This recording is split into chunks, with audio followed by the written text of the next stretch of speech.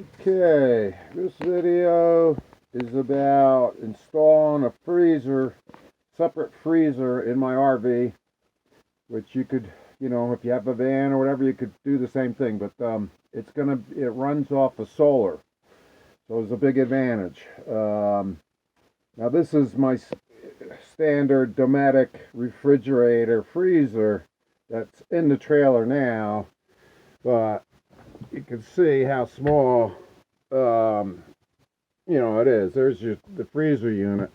It's very tiny.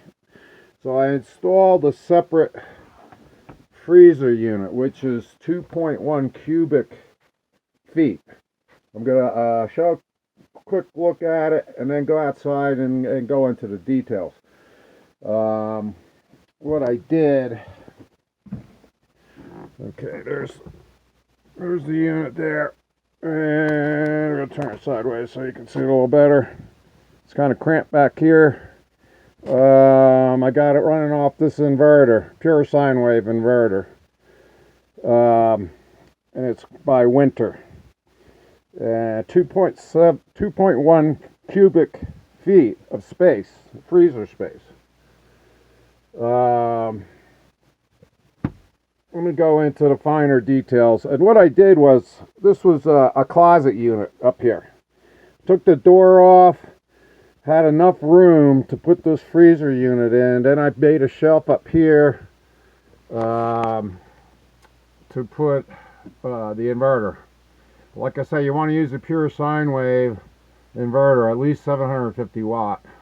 Mine's a 3000 watt because I'm also installed a 5000 BTU air conditioner in this RV. Also, I can hook up an electric heater. This is all running off of solar. Everything that's powering this inverter is running off of solar panels, which I've mentioned in my past videos about the electric heater, my air conditioner unit I'm running, all that stuff off of solar. So let me go outside and get into the finer details, because my trailer's kind of a mess right now. I don't want you to see how messy it is. This freezer unit, it gets down to 10 below zero. Can be set from around 0 degrees Fahrenheit to 10 below zero, believe it or not, and plenty of storage.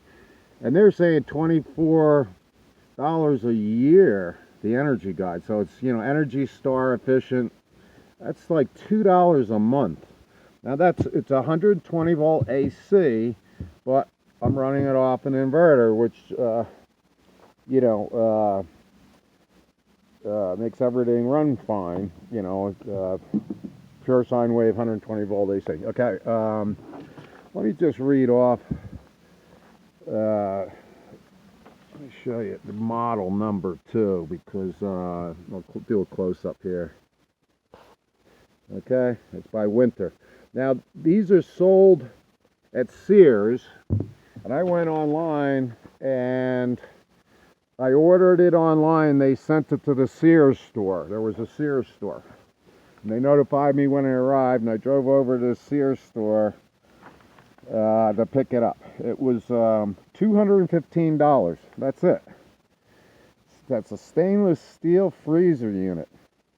It's not a refrigerator freezer unit. It's pure freezer. And I'm talking cold, cold, cold. Energy Star efficient, only $215. You compare that to other RV freezers that people are using. Some run off of propane, some are just 12 volt DC, which is nice, but this has a lot of advantages over those other units. But most of the 12 volt DC units you see people using, you have to open up the top of them to get into them.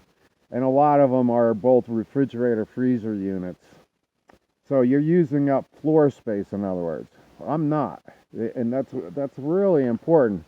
When you're in a tight space, I'm in a 22-foot trailer. Some people are in vans and stuff. You need your floor space. And so anyway, I took out my my closet and put it right in there. It's very small, 17 inches wide by 26 inches high and about 20 inches deep. The other nice thing is it's Energy Star efficient. As I mentioned, it only draws, it's only 50 watts of power to run it. But when the compressor first starts on, it goes up to 400 watts. That's what I measured. But that's about, that only lasts like 3, 4, 5 seconds as the compressor starts up. And then it drops down to 50 watts. But you need an inverter that when to start this thing up, you're going to need an inverter, you know, more than 400 watts. I recommend at least 750 watts.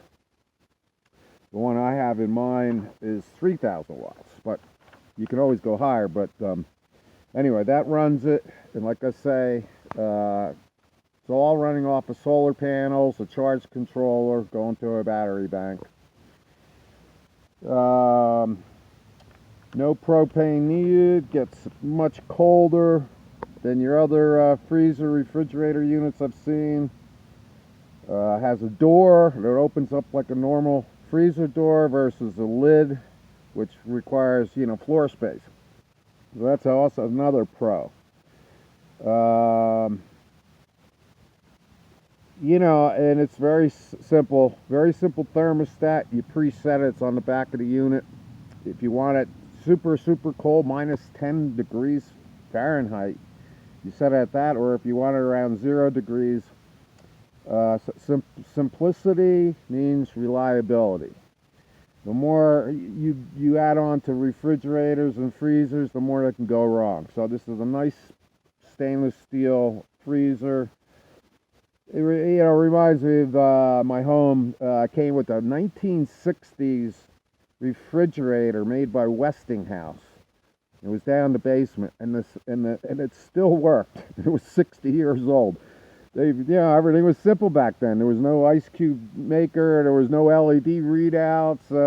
You know, and all the other stuff that the modern refrigerators have.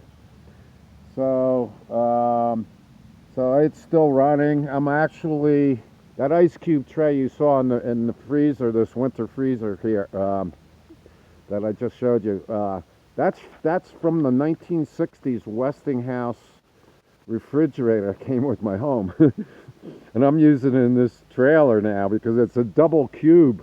I mean, where have you ever seen an aluminum double cube tray?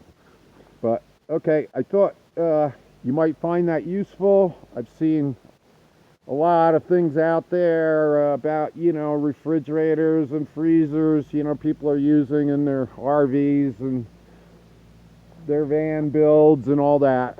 And this will give you another alternative for a very good price.